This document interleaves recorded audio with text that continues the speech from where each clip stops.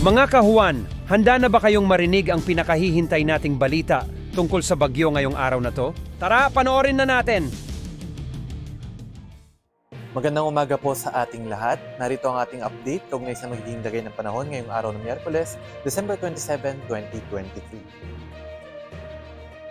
Sa ngayon ay patuloy yung pag-iral ng hanging amihan sa may bahagi ng Luzon at ng easterlies naman sa may silangang bahagi ng Visayas at ng Mindanao. And as early as this morning, meron po tayong namamataan ng mga cloud clusters o mga pulupulong mga kaulapan na maaaring magdala ng mga isolated mga rain showers and thunderstorms sa may bahagi ng Zamboanga Peninsula, gayon din sa ilang bahagi ng Davao Region, sa Oxargen at sa may Bicol Region.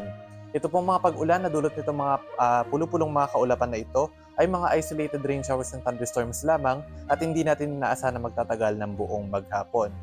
And so far, wala pa rin tayo namamataan na low pressure area sa loob at labas ng ating Philippine Area of Responsibility. Mababa pa rin yung tsansa na magkaroon tayo ng bagyo within the next 3 days.